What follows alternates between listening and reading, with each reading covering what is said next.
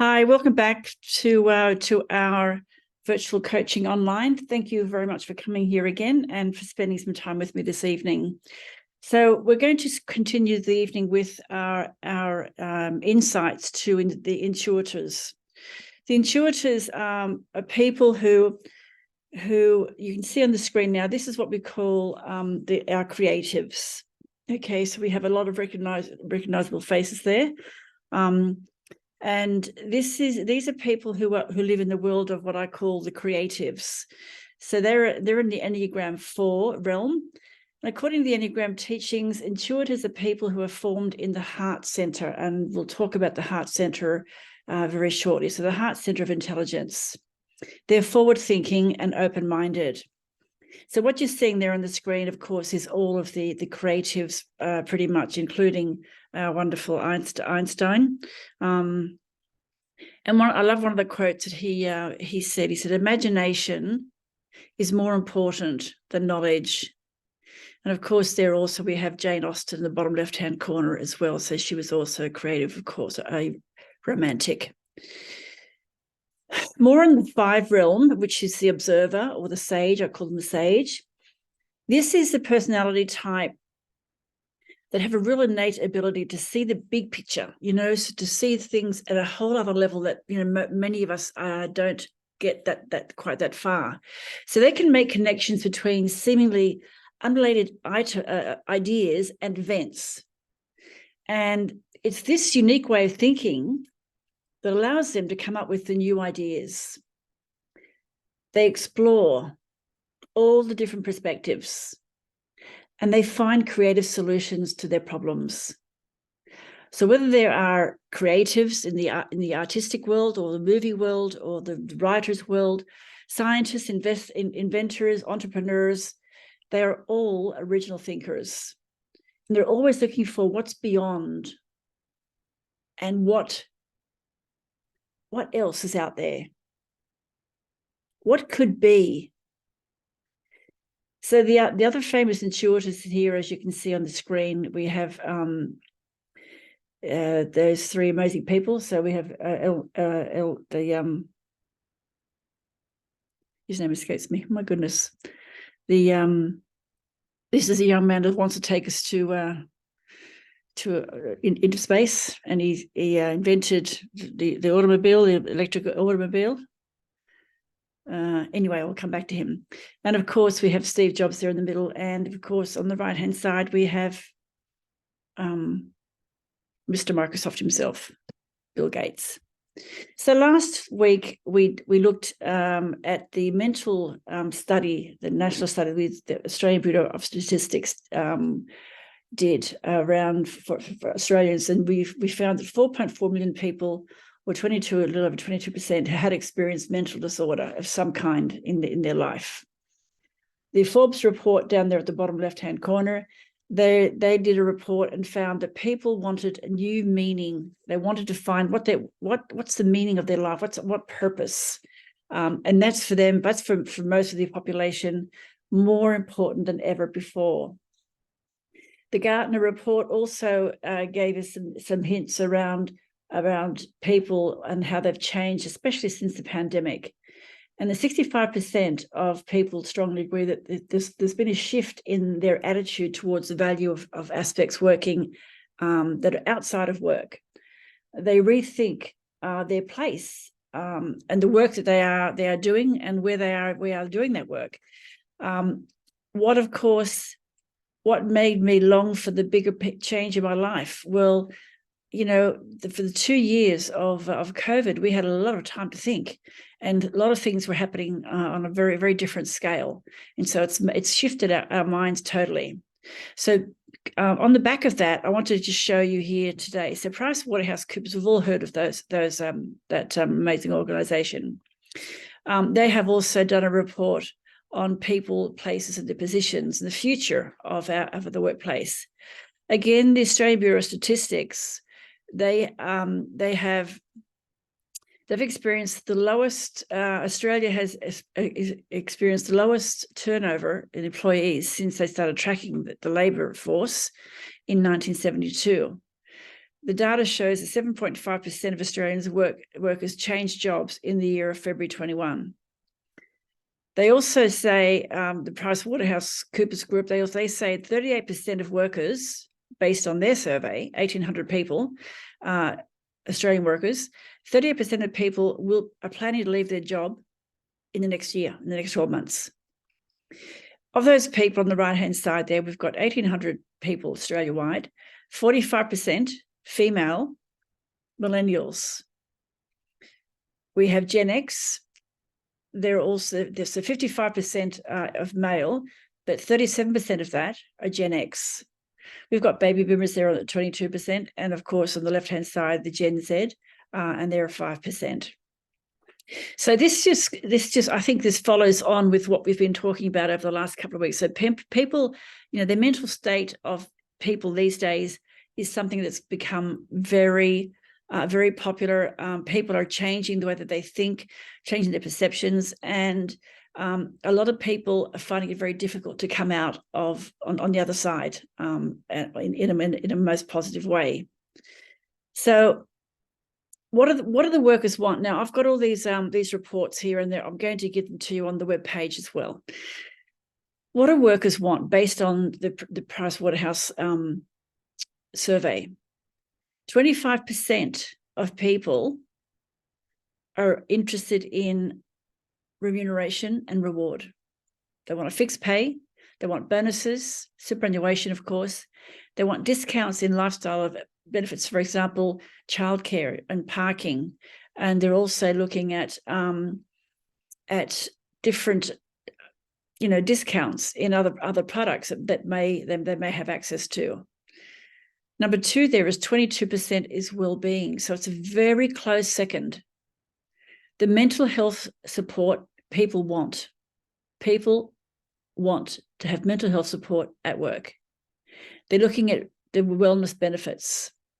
For example, supplementing a gym membership or even including a gym at the workplace. They're looking at lifestyle benefits, work-life balance, health and well-being, of course, and of course, financial support through training and other courses at the workplace. Experience is 16%. So looking at culture, they discuss culture. They also discuss diversity and inclusion, support and relationships, networking, and team spirit. They want the team spirit with lots of energy with their co-workers. So you're on the right-hand side, I'll let you look at that yourself. But again, people are changing the way that they think about work and the work-life balance. And 22% of employees value support of their well-being. That's really, I think it's really important to consider. 22% of that population. So again, PwC is Australia is part of the global network. There's 152 countries across the globe, and they tap into all different services and products, so digital transformation, management consulting, workforce transformation, cybersecurity, digital trust, all sorts of different industries. In Australia, excuse me, their team is over 9,000 strong. With expertise in the industries which is critical to our own nation's growth. And that's financial services, energy and mining, consumer and retail, healthcare, education and skills, and of course, infrastructure. So they're committed to diversity. Australian-owned, committed to diversity, inclusion, well-being and social impact. Their focus is on empowering their people and upskilling them, having more flexibility at work, and helping people to find and pursue and explore their passions. And all of these links, of course, will be on the website for you to look at during the week. So think about the self-awareness that we discussed last week. We're going to now go into the Enneagram and the Enneagram 4 and 5, which is where the Intuitors sit on the Enneagram scale. So again, this is about using brain science or neuroscience to help increase our own self-awareness and the awareness of those people that are close to us, those people around us. So the Enneagram, the Intuitors, again, so the Enneagram 4 is creative, and Enneagram 5 is the observer, or what I call the sage. So let's look a little deeper at those two different types. We also looked at this last week as well, and we looked at the different types. So the different types, as well as where they sit, okay, in the intelligence center. So the 8, 9, and 1 sit in the anger area. 2, 3, and 4 live in the image area, and 5, 6, and 7 live in the area of fear. The 8, 9, 1 work on their gut feeling. 2, 3, and 4, they tend to come from the heart and work through things with the heart in mind at the forefront. And 5, 6, and 7 Enneagram people, they're very analytical. They're always in their heads, and they think about what they're doing, and they like to work through it that way. So we discussed a bit of that last week. I'm going to continue now. I don't want to spend too much time on that right now. We will spend time on it each week. If you have any questions, please speak up. I'm happy for you to interrupt me and ask some questions. Otherwise, I'm just going to keep going. So I just wanted to share with you a story right now. This is the Enneagram 4. This is the creative. So this story is about Josephine. And Josephine was an artist. She had a lot of merit in the work that she did. And she also was a stay-at-home mum. She found she was able to enjoy her creative pursuits. And let me just turn this off. I'm terribly sorry. It's my sister. She has Alzheimer's, and she rings me at all hours of the night. Just turn that off totally so that I don't get disturbed again. So Josephine, she's found she's able to enjoy her creative pursuits and yet still be there for her children, which is fantastic. Her husband has been in a very good, well-paid, demanding job in the city.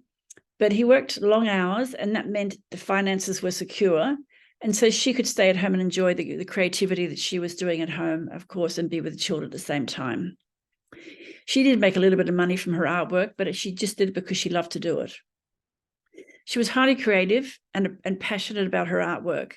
She didn't have a strong business acumen to make art her career, but she actually felt it unnecessary to do so because their lives were quite comfortable and she felt creatively satisfied.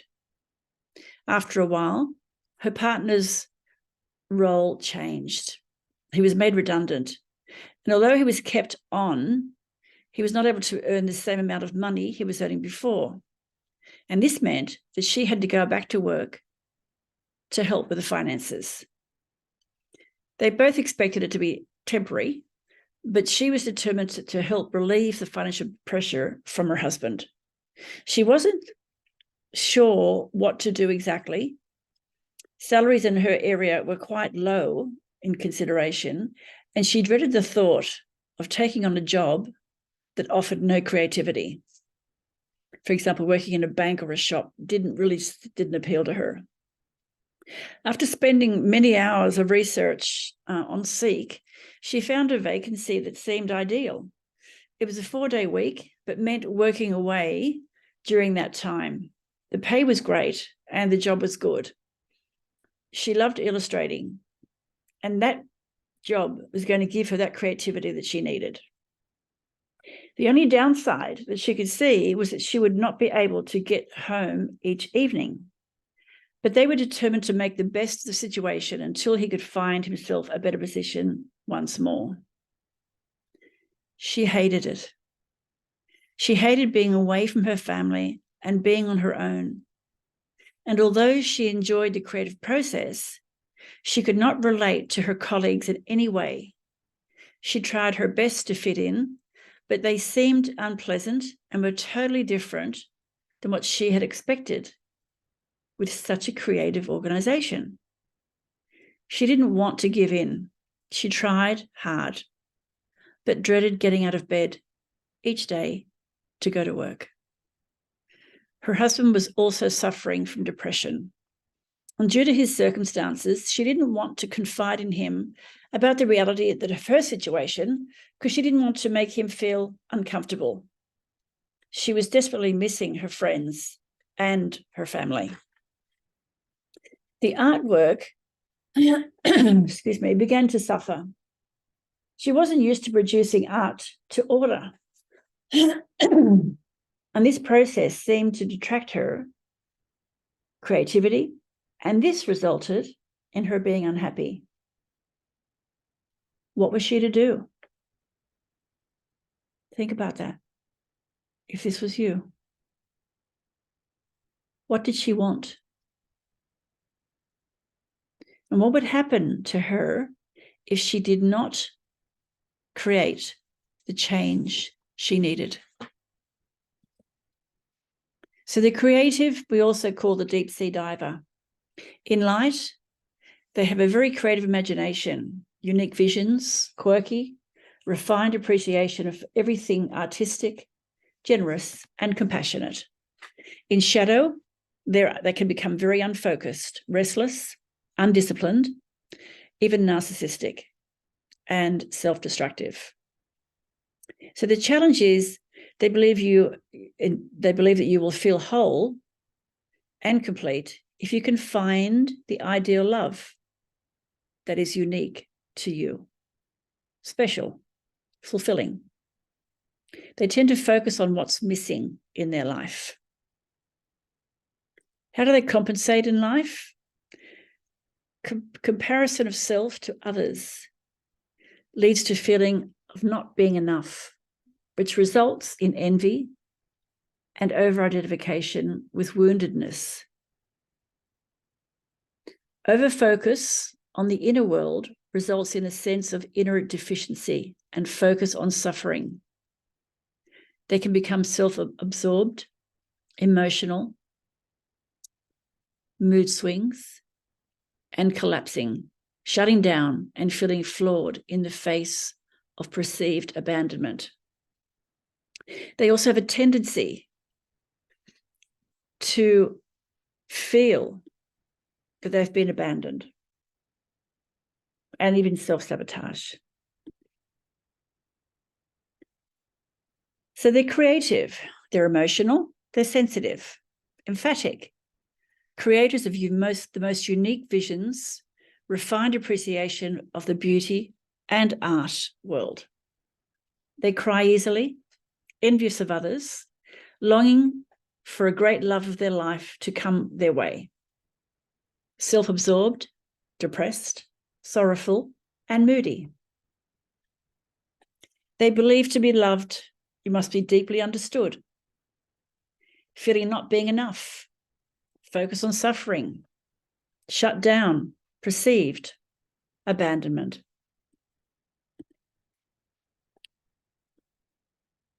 So their basic desire is to be unique and have significance.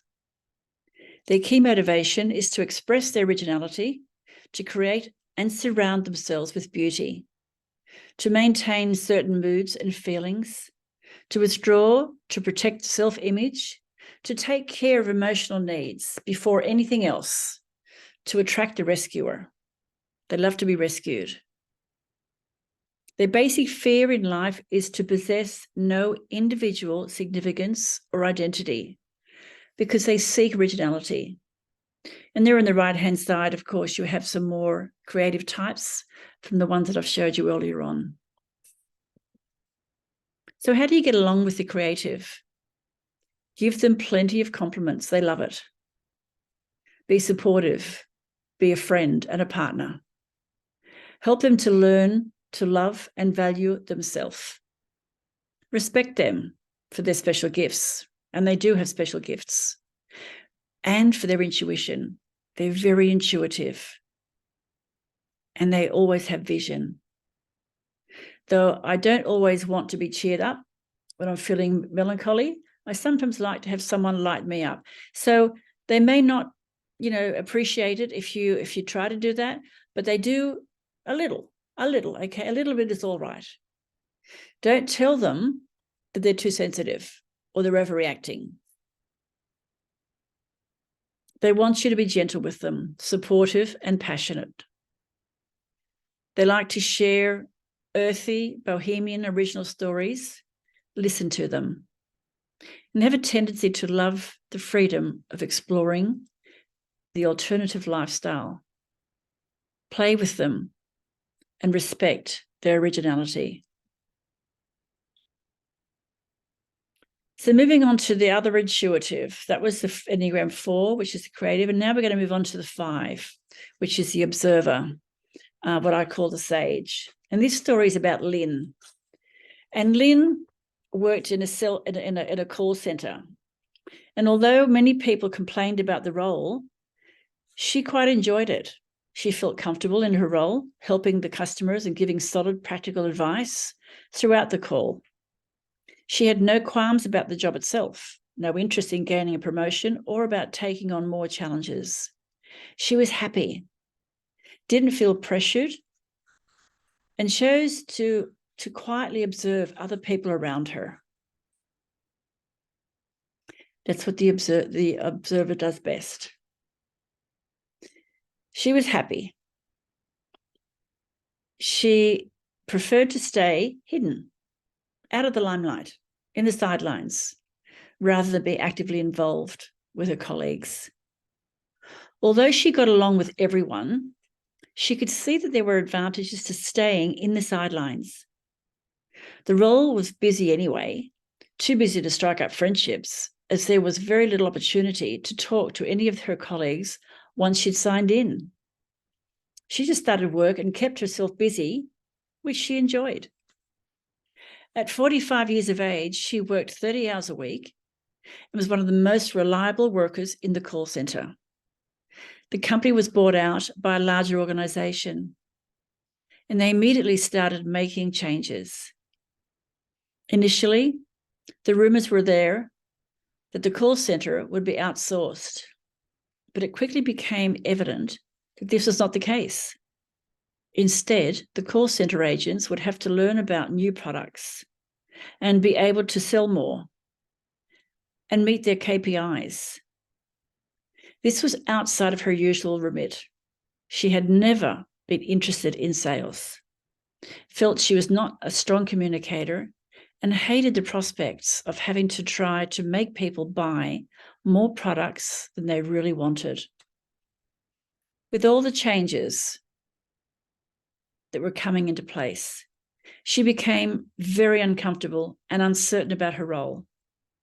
Training sessions were organized to help people make the transition, but she also hated attending training workshops because to be on the outside looking in, rather than having to take center stage, that's where she wanted to be, out on the outside looking in. She'd also heard that there was a role play in the training workshops, something else she hated. She despised it. She became so worried that she made herself ill and requested stress leave. Then, at the thought of returning to work after a few weeks, she was not comfortable. So she had the doctor extend her sixth certificate. She felt permanently tearful. Eventually, she made her way back to working, dreading every second of it. On her way back to work, the interview, it was made very clear to her that if she wished to stay in the role, she would have to learn the relevant sales skills. So she submitted reluctantly and became even more unhappy. Many people had already left the company, unwilling to accept the changes, but they were all much younger than her and had less doubts about finding a new role. She felt sick and stuck.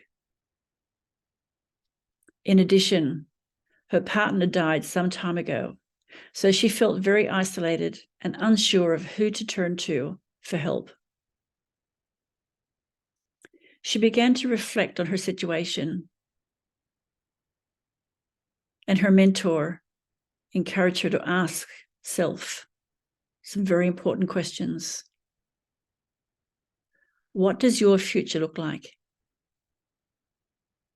What do you really want? Are you prepared to let go of the past if it didn't serve you and get you results you wanted? What are the likely consequences if you continue down this path? Think of how much you've grown over the past weeks in learning new strategies. Have you shared your thoughts with a mentor, either internal or external?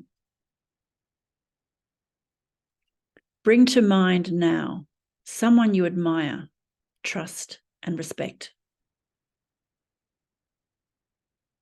How do you think your role model would approach this situation?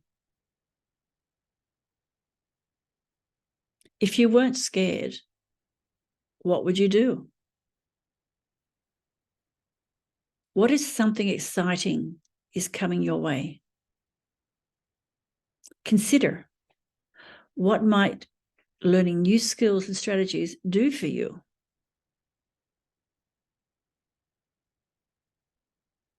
Now, keep in mind a picture of how things could be.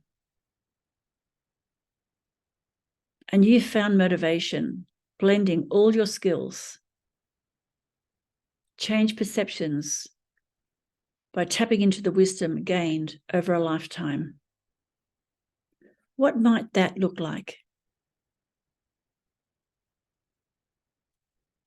What happens when you think about how liberating it is to have such freedom of choice?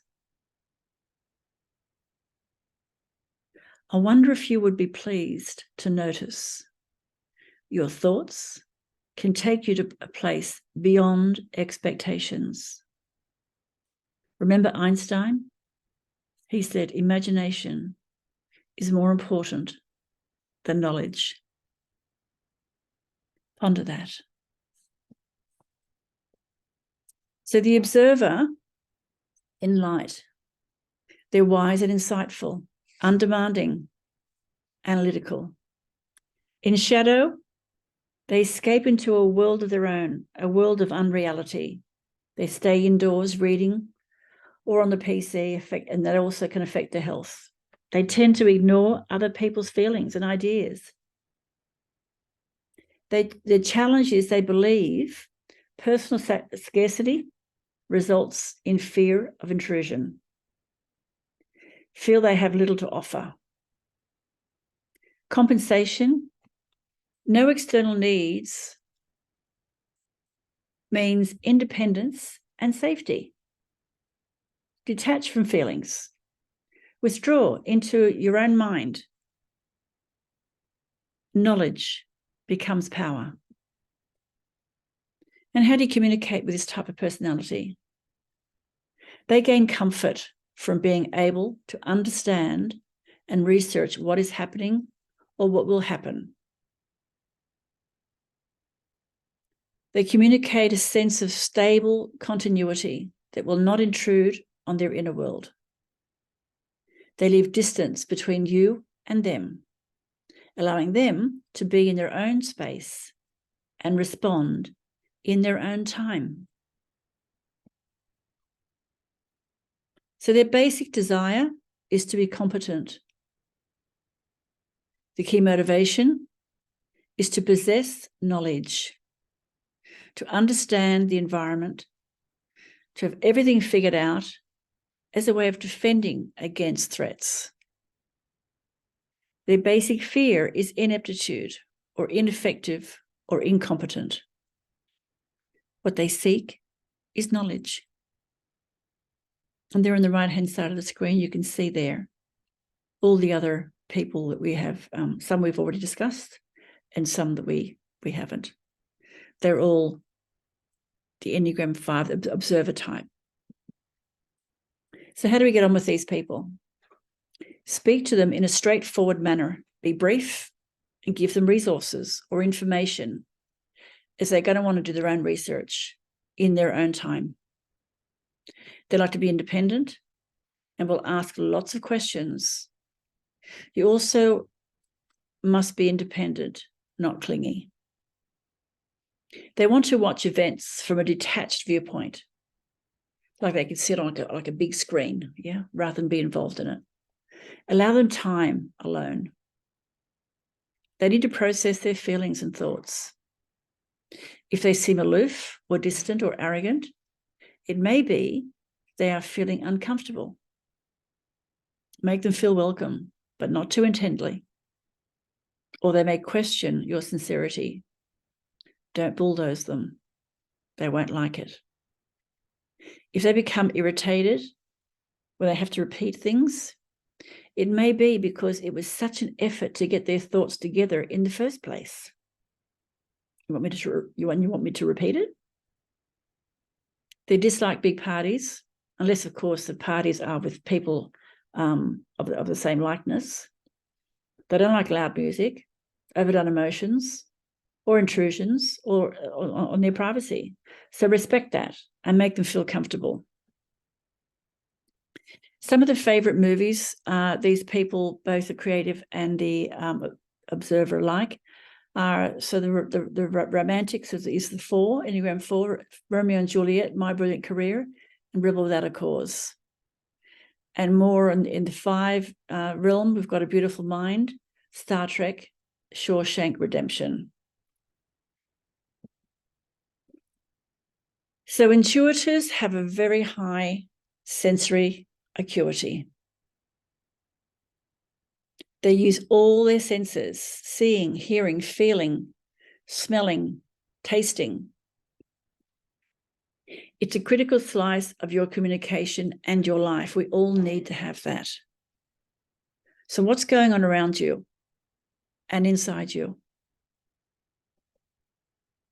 Do you see the opportunities that surround you? Are you listening to your own internal signals as to what you really want to do? Or are you doing what you think others expect of you, demand of you?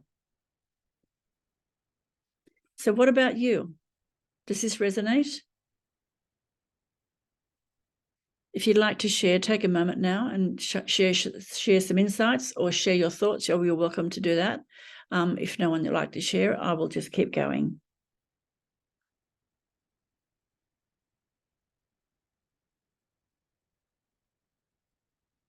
Okay, that's okay. So what's your future look like? Who are you? And why do you do what you do? What does the future look like for you? What would be the cost if you made no change in your life? What will you gain if you don't create the change in your life? What will you gain if you do create change in your life? How will your life improve once you've made the changes you desire?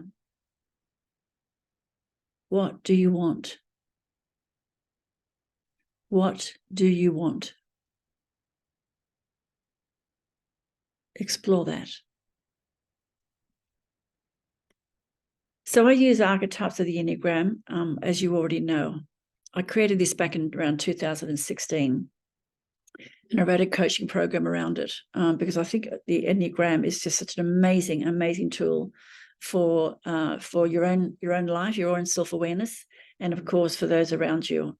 And I've used it with my children. I use it now with my grandchildren. Even in my relationship with my husband, we've been married 42 years. Wonderful marriage. Really can't fault it.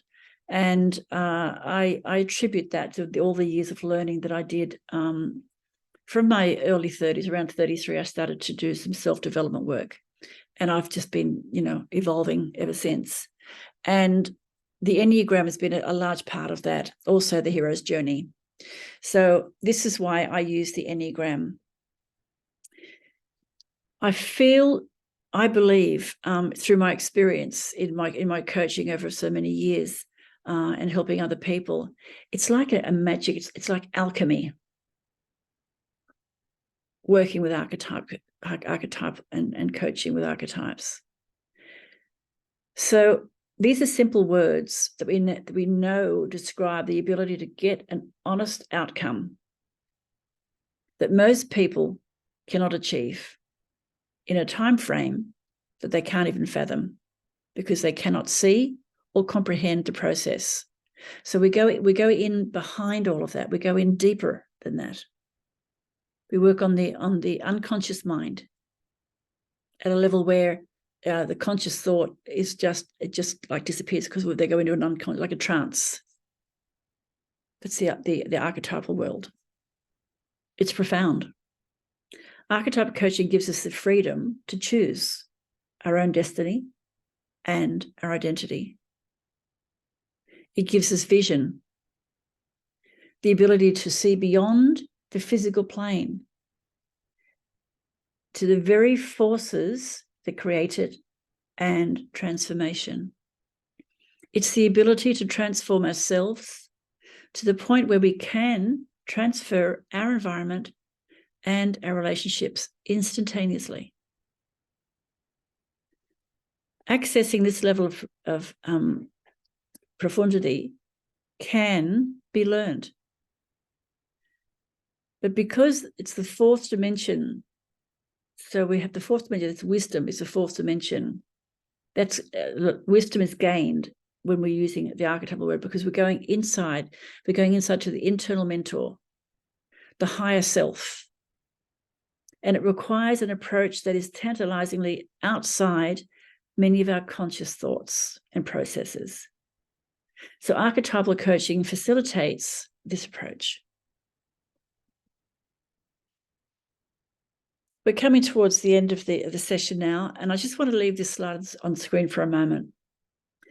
If you are not at a place in your life where you thought you would have been doing things differently, better in some way than what you are, what's behind that? In coaching, we have a principle called cause and effect.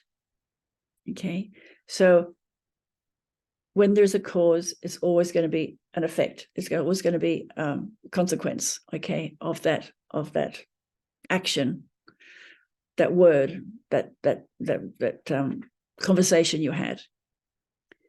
People who live below the line are victims of self. They shift responsibility outside of self. They blame, accuse others, they deny, they justify, they make excuses. They focus on the past. They believe they don't have the power to take control or influence.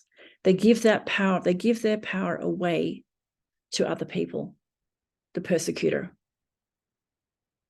When you're above the line, you are self-determining. You take 100% responsibility for where you are in your life right now. You become solution-focused, future-focused, because it is within your power to control and influence your life. That's self-determining. That's being at cause, staying above the line. We'll talk more about that over the next couple of weeks in more detail. If anyone has any questions, now's the time to ask. Otherwise, I'll just keep going. So I want to wrap up. You're a little bit quiet tonight, so I'm just going to wrap up with a meditation, very short meditation, only going to take a couple of minutes. And the meditation is about the oracle. The oracle is for me, it's the oracle is kind of between the 4 and 5 in the Enneagram. It's the seer, and also they see things, they feel, they have a very acute ability to feel things, feel situations and energy in the room. So you might want to close your eyes for this. You only take a minute and just sit yourself comfortably, put your feet on the floor or lie down. If you are lying down, be comfortable. Immerse yourself in an oval of blue light. Feel it as it permeates through your whole body, until it surrounds you in a beautiful aura of light shining around you and about a meter circumference. Bring to mind the oracle above your head in full color. Look at her. Imagine her coming into you, so you are standing in her shoes by the marble pulpit. Visualize placing a deep blue flowing cloak around your shoulders, and as it whirls around you, it flows like fresh, clear water until you are immersed in a mini pond of cleansing and healing energy. Now imagine the magician hovering above you in full size, 3 dimensions, watching over you. After whirling the water clockwise 7 times, quickly stop the motion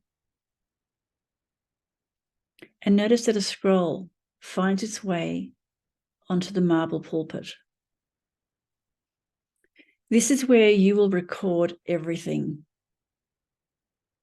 Notice now how you are standing and your stillness. Pay attention to the pillars behind you. Again, notice the sparkling blue water that surrounds you in the mini pond. Now take this flow of water and turn it anti-clockwise, upwards to the top of the oracle. Continue upwards until it's like a fountain bubbling up into the magician's magical garden, and let it spray onto the garden. Allow it then to continue upwards above the magician's head. Let it now wash gently over the magician in streams of peaceful, blue-like, gentle rain, washing and cleansing your consciousness. Notice it feels like you are in the heart of an enormous liquid sapphire, romancing the gentle movements of the ripples in the pond. And being there, the exhilaration skyrockets as you edge closer and closer to the shoreline, finding the inviting sandy bank under an old oak tree. Because you being in this adventure is making history in its finest form, and you're invited to play your part in creating the most outstanding sculptures of those you touch and those you are yet to meet.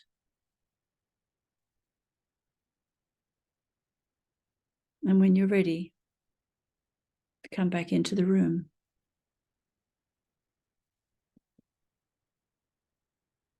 And that's it from me this evening. I hope that you have enjoyed your time again this evening, and I look forward to hearing some comments. I'm just going to stop the recording now in case anyone wants to talk to me privately. And I look forward to seeing you next time around. Bye for now.